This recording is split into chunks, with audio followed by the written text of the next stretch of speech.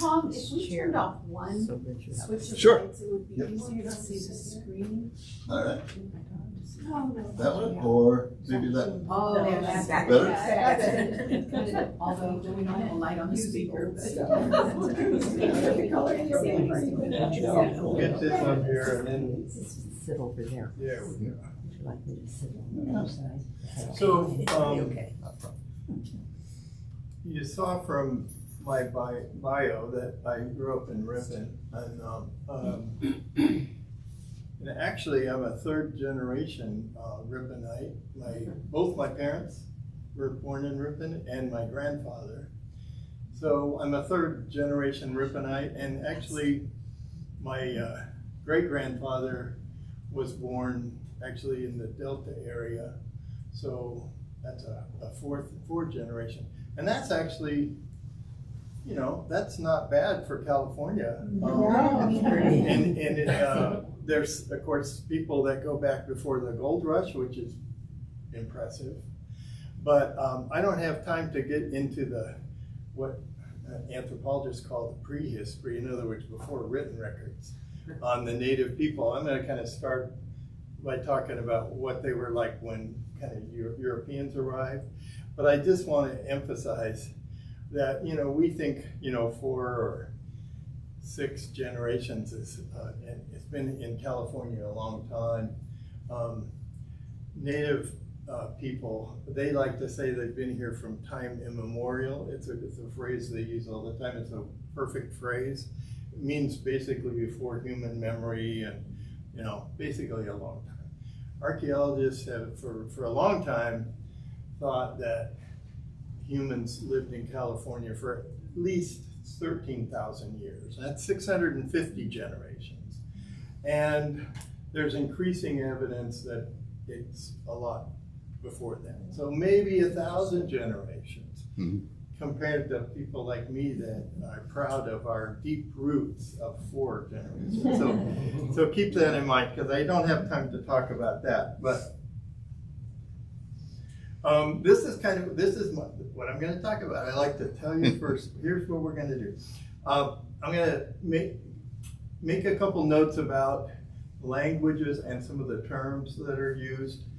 I'm going to talk about the sovereign Indian nations that were here in this region when Europeans, we'll start from when Europeans, kind of right before Europeans arrived.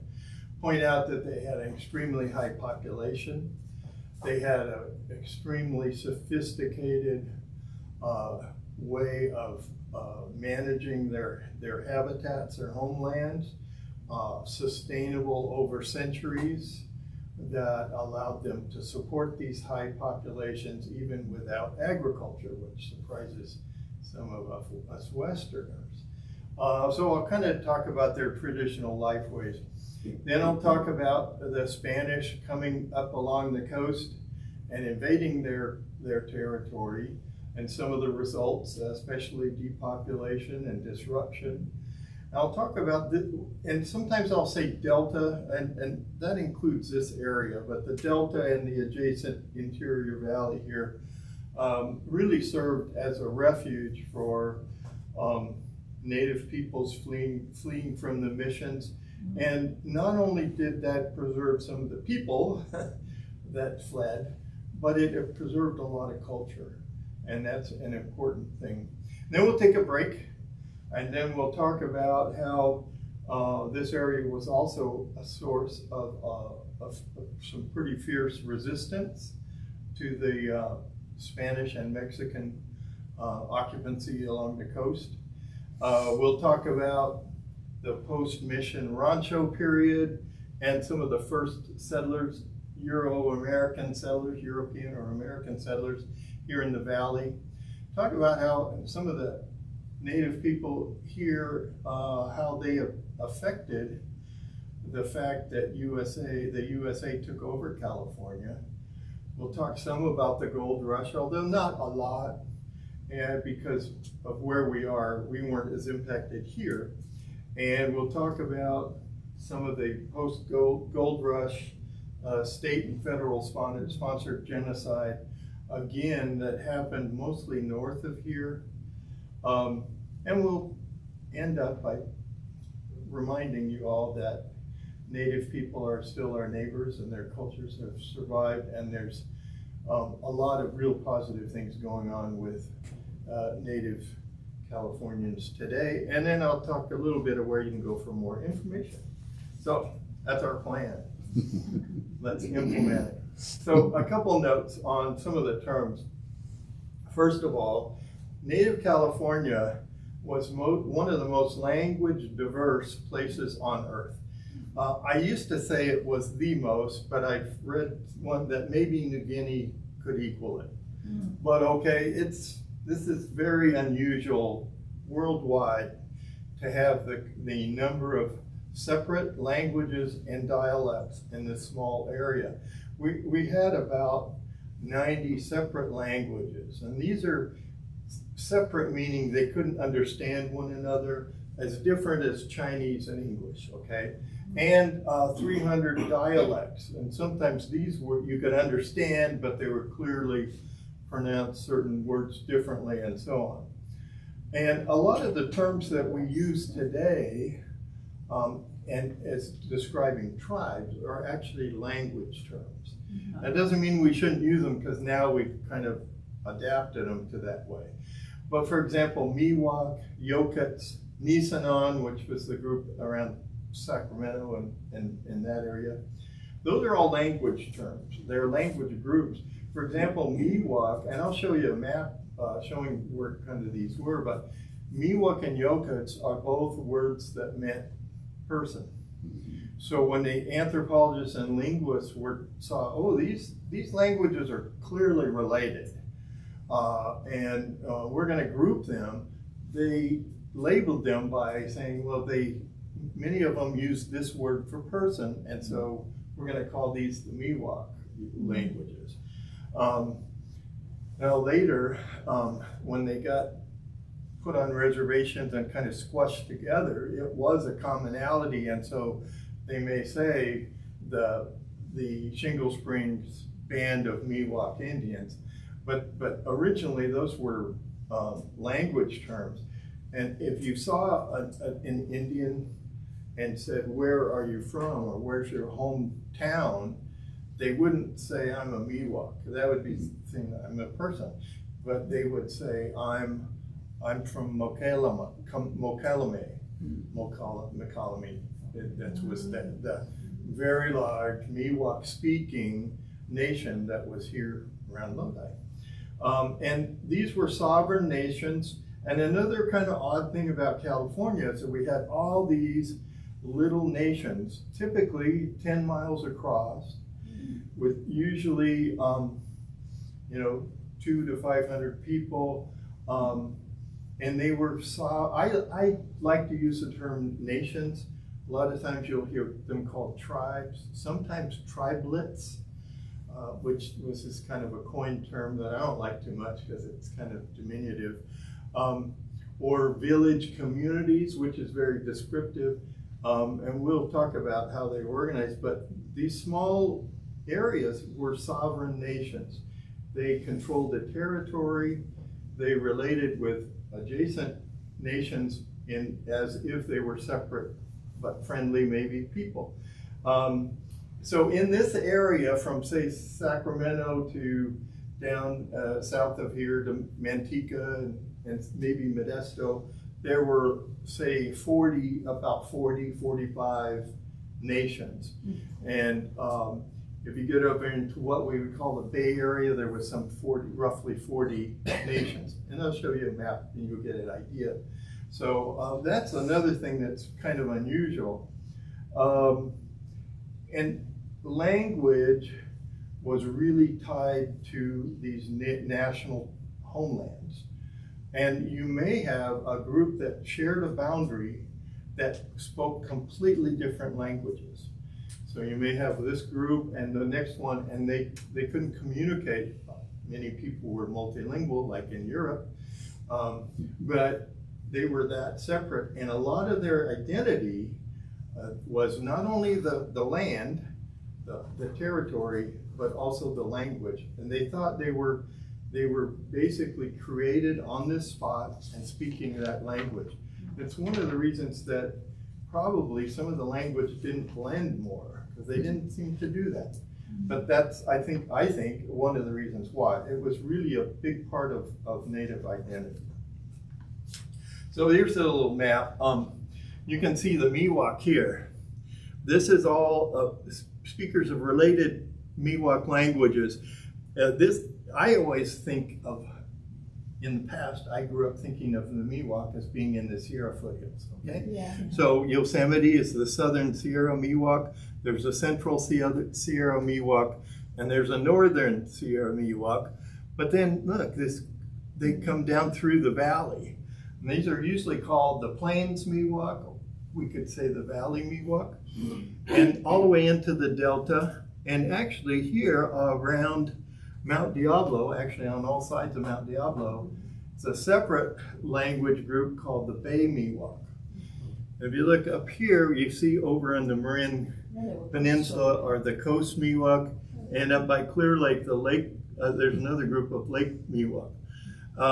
So that's a language group, but again, within this, there's all these little nations, including like 40 right in here. So we're into the Miwok territory, but just about where Mickey Grove is, is where this line that starts getting into the Yokuts languages.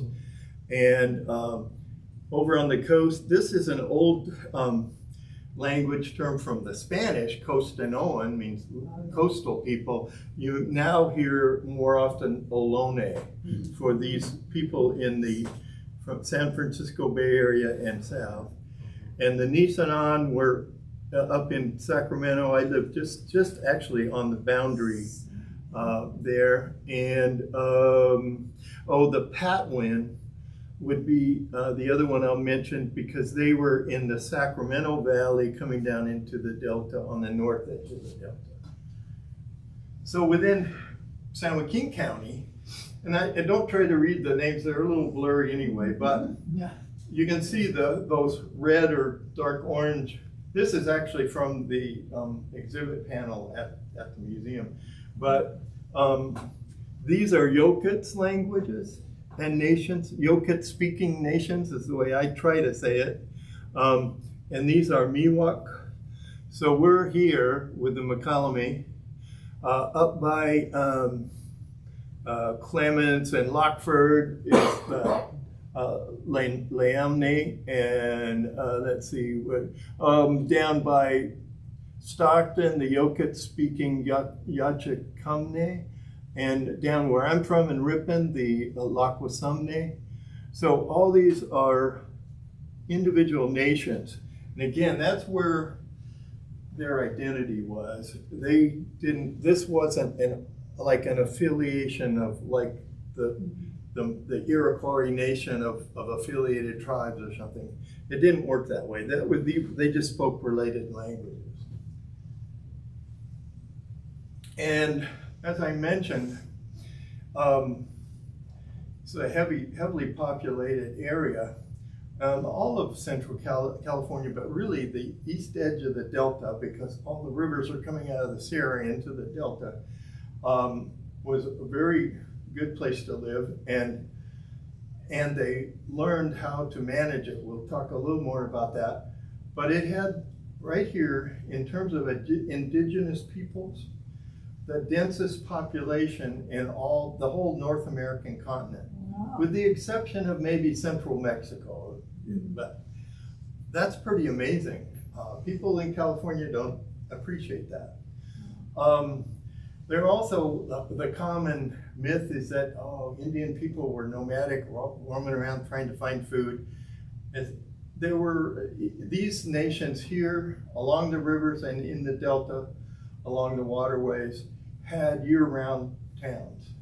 One that I researched for the people in Clarksburg who are developing an educational facility.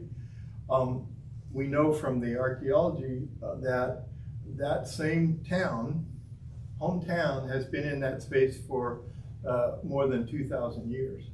That's a small nation of about 200 some. The Makalame were very large, probably had closer to 500. One of the most powerful and influential of all the Miwok, Plains Miwok or Delta Miwok nations. And they supported these high population densities without agriculture, but it wasn't just that they relied on the bounty of nature, as is often presented. You know, they present pictures that, you know, acorns are falling from the trees and the salmon are jumping into their arms and the deer are coming waiting to be taken, you know.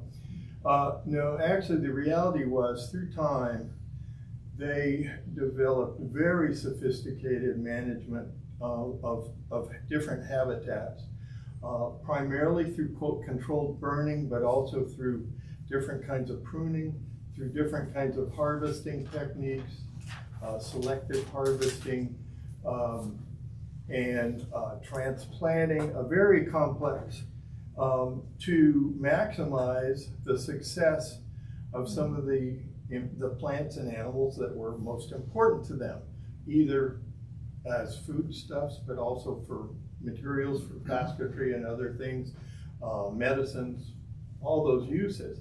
So they used more than 500 individual species in very specific ways, and the way they did it was in very patchy, small, like controlled burns and other things, so that it looked like a very natural landscape. In fact, the first Europeans and the first Americans seeing it often reflected on this beautiful wilderness, not realizing that it had been managed to be that beautiful over hundreds and hundreds of years. So it really was not a wilderness. So I'll make this short because I don't have time, but so for example, oak woodlands, we know acorns were a very important food source. They were managed through controlled burns and other things to create these very park-like groves. Mickey's Grove is a great example with very mature, often 500-year-old oak trees. And studies show that that kind of grove produces many more acorns than one that's crowded. Even if the trees are the same age, they don't get as big, and the acorn production is not nearly as good. And also the understory is not shrubs and so on, it's more herbaceous plants, a lot of wildflowers and other plants that were very important for as either foods or medicines or materials are all benefited. So what we think of this beautiful wilderness as park-like, it was actually a managed landscape. The freshwater marshes in the delta, but also there were a lot more of them before the levees because you had back swamps along the rivers where they overflowed the natural levees. They were also managed with fire and other things, but it created a lot more open water, which is really good for fishing and for fish, but also for migratory waterfowl, which are a huge, important source of protein here. It encourages not only open areas that the ducks can rest and feed and so on, but actually some of the plants that are encouraged are the best for waterfowl eating.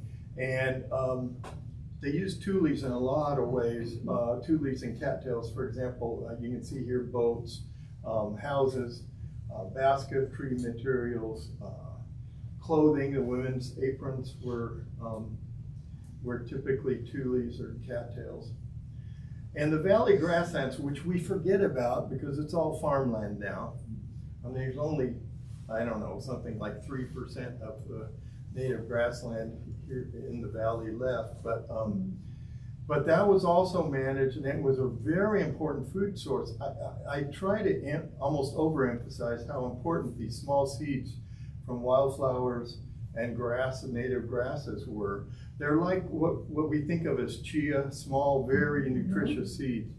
And sometimes acorns get overemphasized and we forget about some of these other sources of food, and this is one that was for example, groups here was a major export item in trade, were these with these seeds. So again, very important. So I use this wonderful mural painted by two Native women over at the San Mateo County Museum.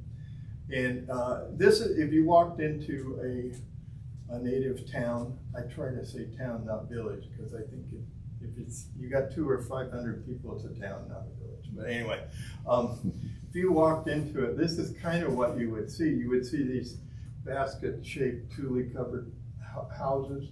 A small tribe with 200 people would have, say, 35 houses, and a large one might have up to 50 houses.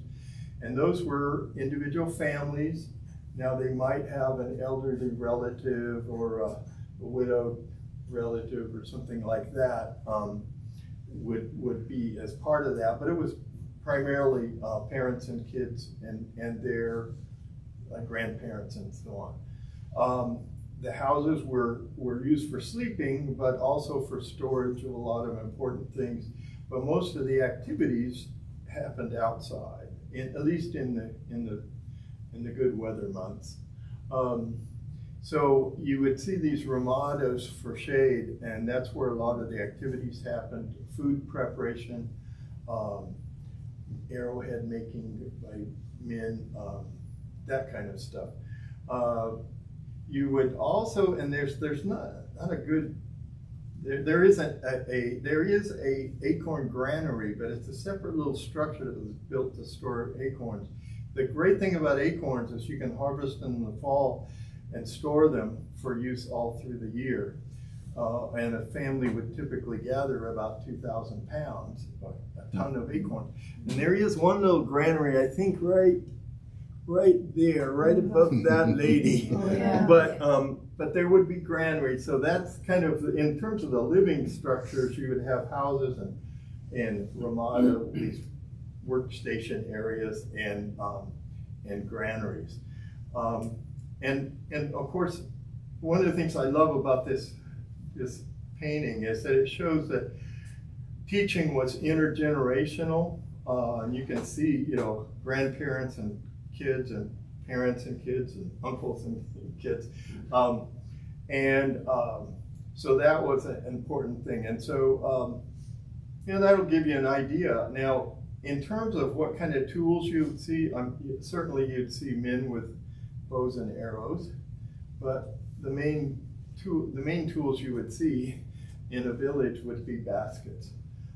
As you probably all know, California Indians were some of the, and are, I shouldn't say in past tense, are some of the best basket makers in the world, both in terms of functions. They had baskets of all sorts of different shapes, using different materials, different weaves, for functional uses, different functional uses, but also obviously artistically beautiful and aesthetically beautiful. So there was a variety of forms and techniques used to create baskets of many functions. And I've had people say, well, weren't California Indians primitive because they didn't have pottery? And let me tell you, they knew about pottery. We have in the exhibit, you'll see them if you go, what I call pottery cooking stones. Here on the valley floor, there's not cobbles laying everywhere like there's along mountain streams, right? So to cook in a basket where you heat up the rock and put it in the water or acorn mush, you didn't have rocks everywhere. They made pottery ones here. They also made pottery fishing weights or net weights for fishing. So they knew pottery, but baskets could do so many more things just as well, including hold liquid. They were woven that tight. And this is a woman, Miwok woman from El Dorado Hills, the Shingle Springs area, and just the range of baskets that she's made in terms of the shapes and sizes, and of course the beauty. So that's what you would see mostly in terms of artifacts.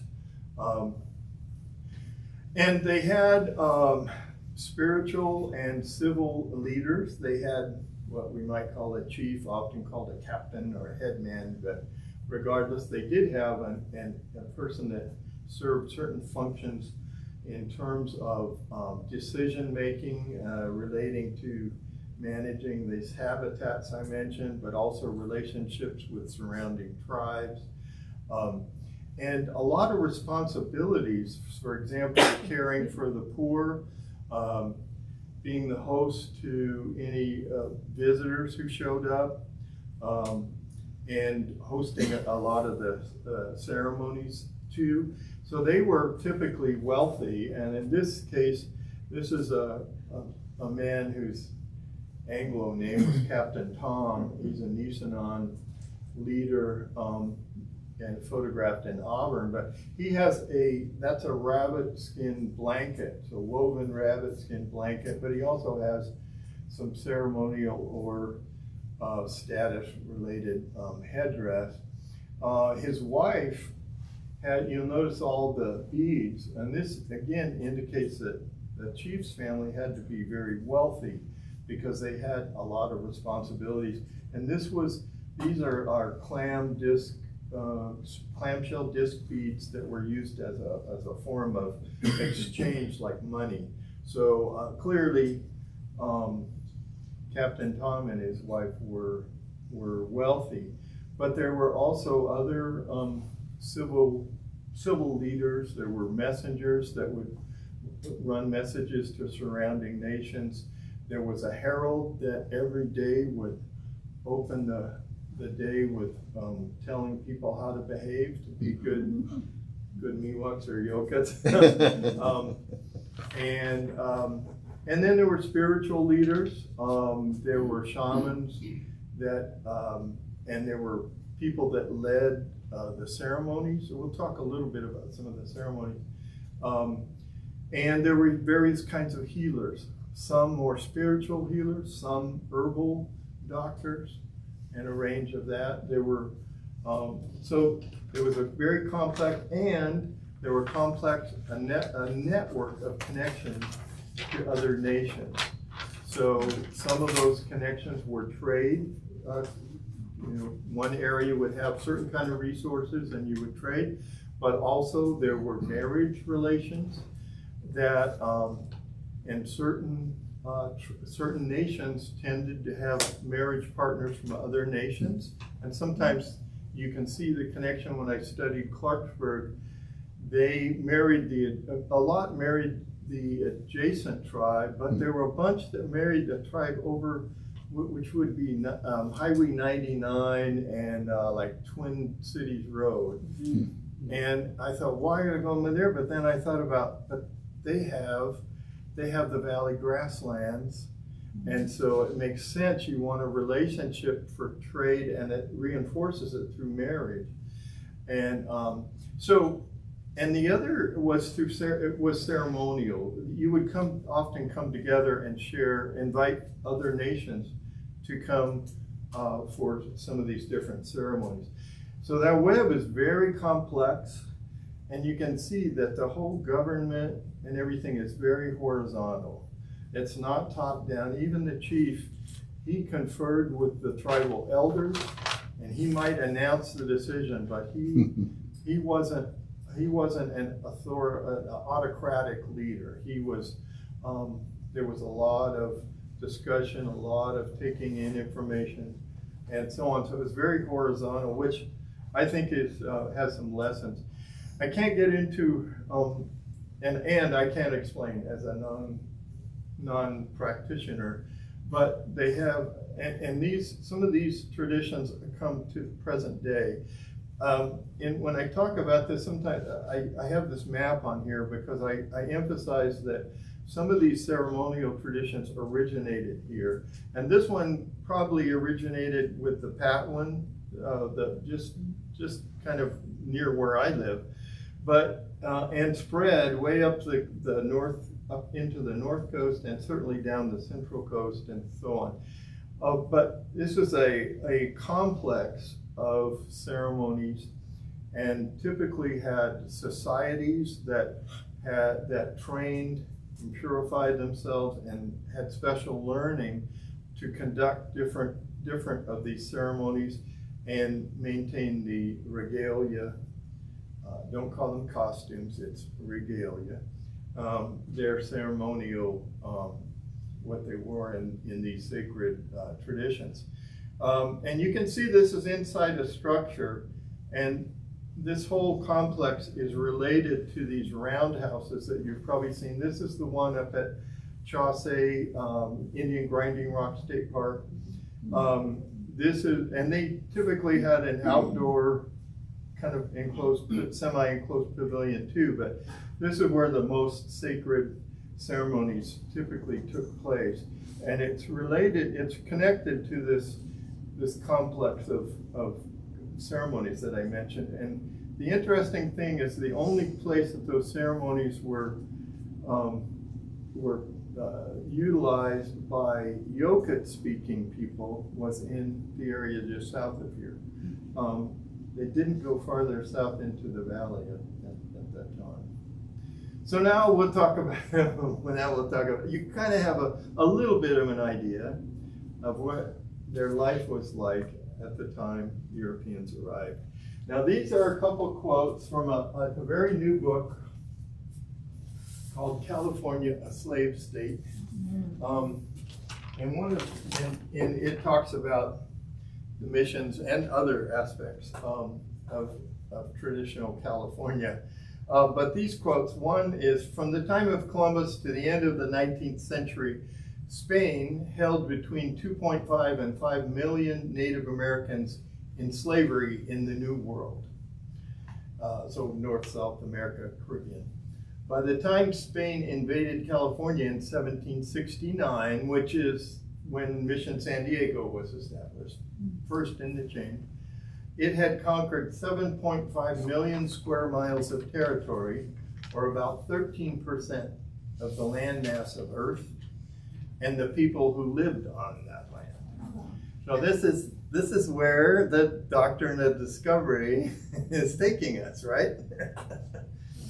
So let's talk a little more about the Spanish mission, what I call the Spanish invasion here. But I want to talk about why Spain would want to come up into California.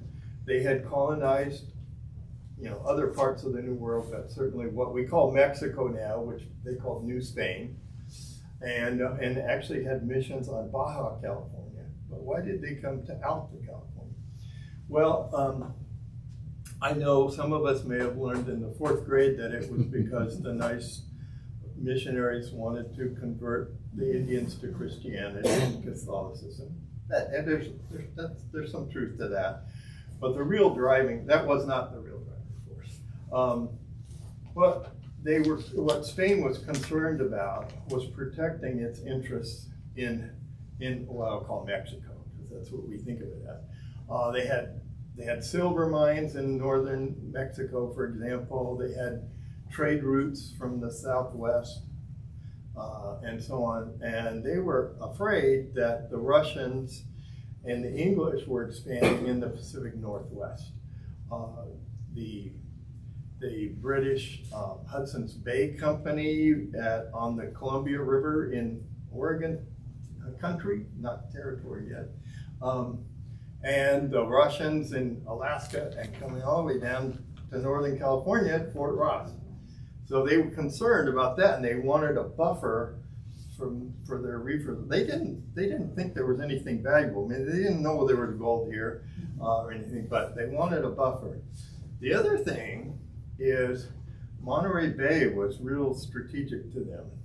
They didn't know about San Francisco Bay. They had been sailing past it and they never saw it because of the fog and the little opening. But Monterey Bay was a pretty good anchorage, and they were worried about that because the famous Manila galleons bringing treasure from Asia back to Mexico had to cross the Pacific, and because of the currents and the winds, you cross it to the north, and when you strike the North American mainland, you then turn south and you go along the coast.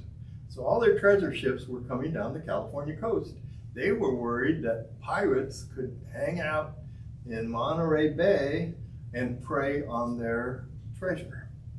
And later, when they knew about San Francisco Bay, which is one of the greatest natural harbors in the world, much better than Monterey Bay, but the same thing. That's why they wanted a presidio at the mouth of that bay and eventually other forts.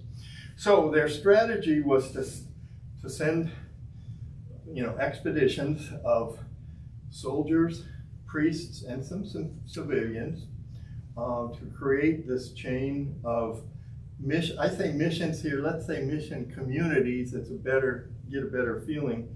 Presidios, which were garrisons or forts, and pueblos, which were civilian towns. Now they learned in the Southwest when the Pueblo Indians revolted and killed several hundred Spanish settlers and kicked them out of the Southwest, what we call the Southwest, and back into Mexico. They learned that you can't have a lot of civilians and some priests and not have a bunch of soldiers. So this time in California, they had a lot more soldiers, a lot fewer civilians. It was primarily soldiers and priests. And so they came up. Now the goal from Spain was to establish self-sufficient pueblos that would be communities that would be this buffer, kind of like we in the U.S., our defenses historically were to slow down an invading enemy, because then you could raise your militia. This was kind of like, yeah, if we slow down an invading enemy, we've got people there that can help us. And the goal was, from Spain, was after 10 years, they would turn the land, what we think of all these mission lands with the ranching and the farming and stuff, back to the native people and to form these communities. But there was a catch. They had the native people, and Tom talked about this a week ago, they had to convert to Catholicism. They had to convert to the Spanish language and culture and learn trades and so on that were good for a Spanish town. And they would become the lowest caste of these communities. Now, in some ways, that's better than the way we Americans viewed native people, because they were willing to intermarry with them. This whole mestizo class, which was primarily soldiers marrying native women, they were accepted part of the community, lived side by side, worked side by side. That didn't happen with us Americans, but here we go. But that practice would now be called cultural genocide, because you were obviously stripping the native people from their culture. So Spain created these 21 coastal missions starting in 1769 and through the 1900s. And contrary to some of the misconceptions about California Indians, they weren't passive and just turned over their lands to the invaders. They resisted initially. In fact, they burned down the first mission in San Diego, for example.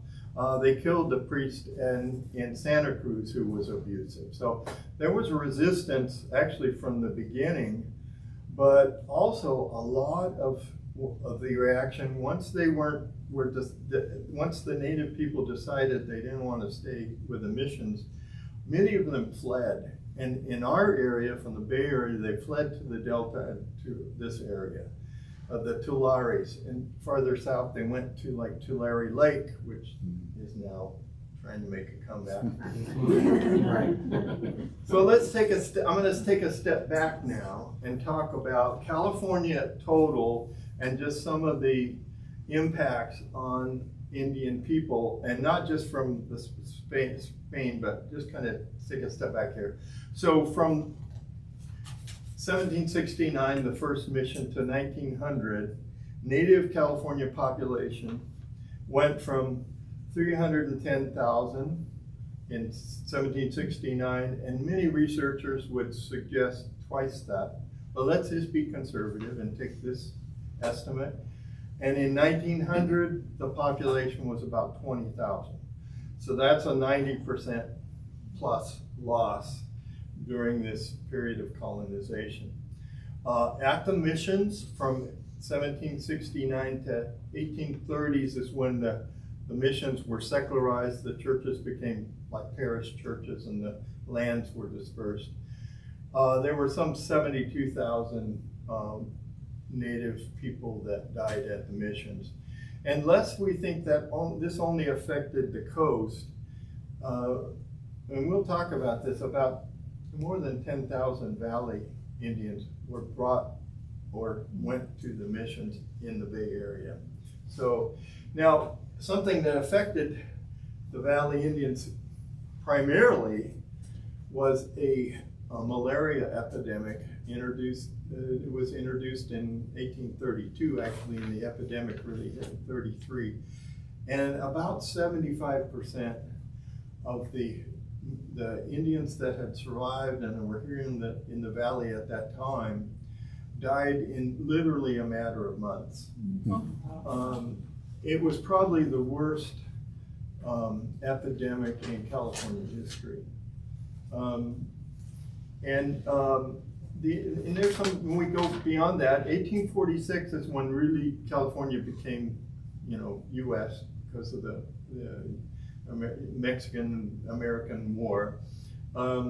So if we look at then, the population was about 150,000 of native Californians. And in 1855, that population was down to about 50,000. So it went down by 2/3 in 10 years. Anybody know what happened between 1846 and 1855? Oh, yeah. Yeah.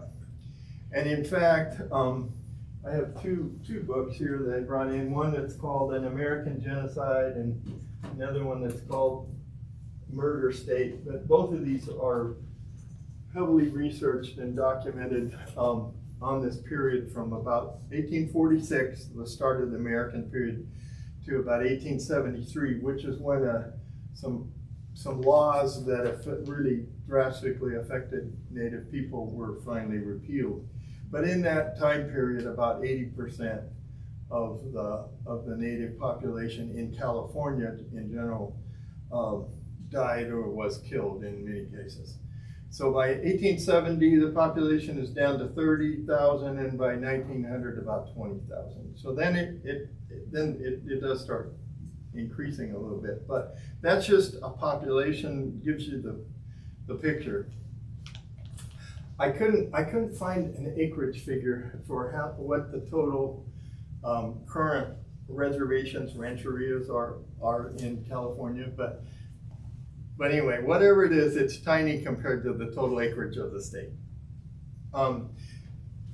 Deacon Tom did a great job of talking about the discovery doctrine and how indigenous peoples really had three choices. You could leave, you could join the invading culture, or you could die.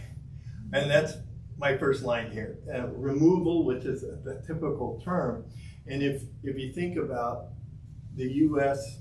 moving west and the frontier moving west, the tendency was to remove the Indians, keep moving them farther west so we could develop the east.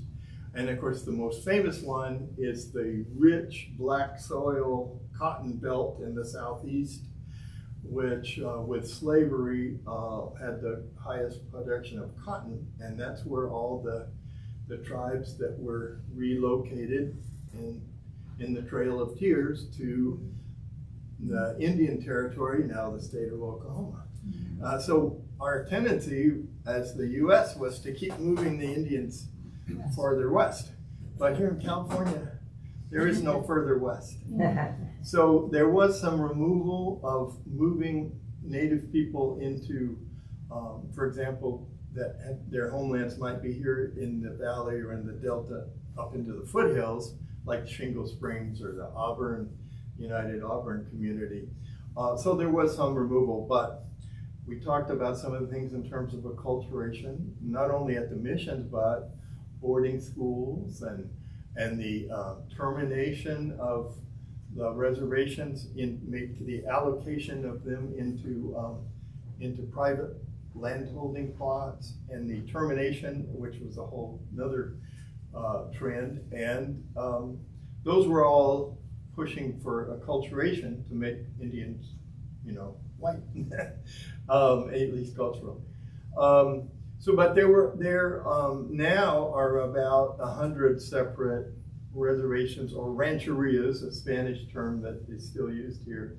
And there are about 110 federally recognized Indian nations in California, of native California nations.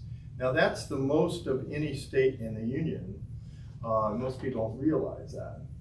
But they're small, way back to when I talked about before, small little nations. Well, there were about 45 that were terminated in this push in the 50s, many of whom are trying to get re-recognized by the federal government. And many were never recognized. Most of the Ohlone groups in the Bay Area were never recognized by the federal government, partly because as a survival technique, we talked about this last week, many of them kind of became invisible. They blended in with the Hispanic community, for example, but that was a survival thing. And actually their culture didn't disappear nearly as much as people thought. Even at the missions, there's fascinating archaeology that they find traditional, like ceremonial artifacts and stuff, like in mission walls. Like when they were building the missions, the Indians, of course, were doing the work, they would put like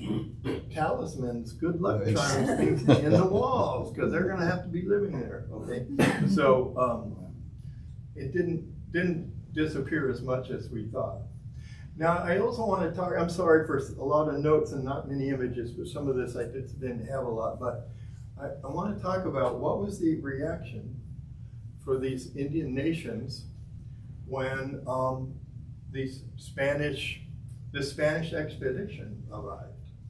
One thing, they were a little suspicious because there were few or no women, and that kind of made them a little worried. They were intrigued with some of the material goods that you might expect, but also with the spirituality from the priests. They were, hey, we're open to new ways of connecting with the supernatural world, and these people may have some good things to teach us. More than anything, they thought that the same thing they would think if a group from another tribe came, they would think of them as potential trading partners. And they would follow their protocols, their good manners. They would welcome them, they would feed them, they would exchange gifts, all those things. And that all happened. But they were reluctant to commit initially to baptism and really fully joining the Spanish culture. But quite a few teens did, and that's not only because teenagers are more open to stuff, but also in many cases, the parents were sending them to check things out. Live there for a few years and come back to the village and tell us what you think. And after they found out some things that weren't as positive, which was early on, many of them fled. In the Bay Area, there was a wholesale exodus of native people, primarily to the Delta, but also to the north side of the bay, to the Marin headlands and up that area. For about 5 years, all the Bay Area missions really struggled because they didn't have enough laborers to build the mission, plant the crops, do all the things they had to do. I mean, they were like starving. But the Delta, it was important because it helped preserve some of the native culture. The soldiers and some of the priests were abusive, and that increased the native resistance, starting early on. And when the resistance really kicked up was when they were running out of native people to be at the missions as laborers and converts. and they started coming into the valley and into the delta, and especially sending expeditions to retrieve baptized Indians who had fled to the delta. The Spanish, their idea was once you were baptized, you belonged to them. You could go to your home village with their permission, and we'll talk about that. But if you didn't have their permission or you didn't come back, they would send the soldiers. And of course the soldiers caused a lot of the resistance because they weren't as nice as the priests. So the other reason you might want to leave if you were baptized and joined the mission community was that the missions were death traps. All 21 missions had deaths that exceeded births, usually and often at a ratio of 2 to 1.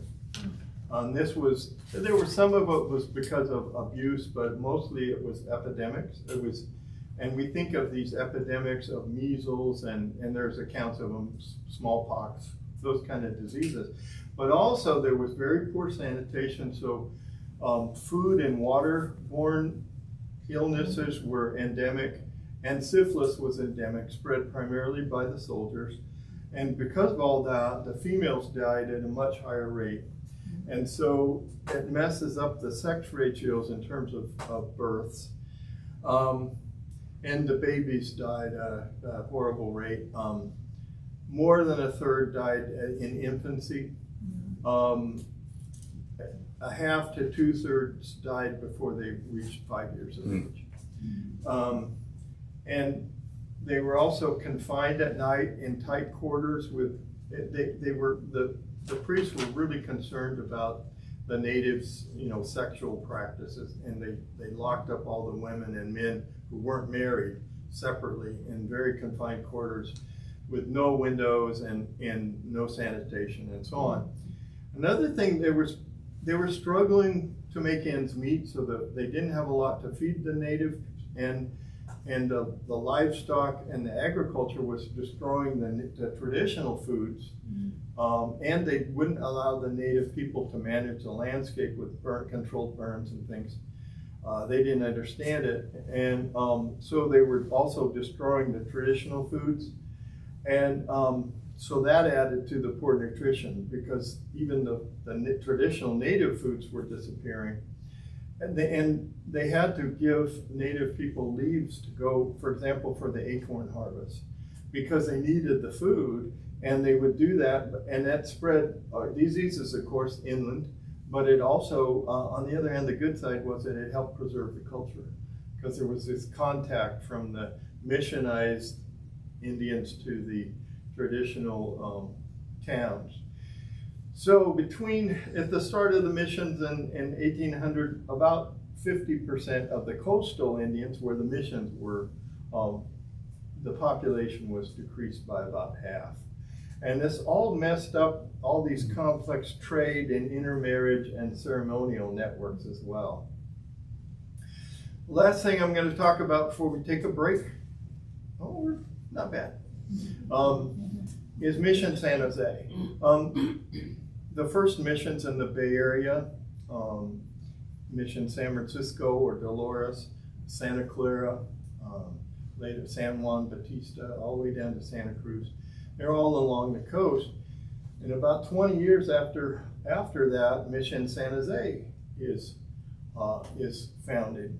Much farther inland.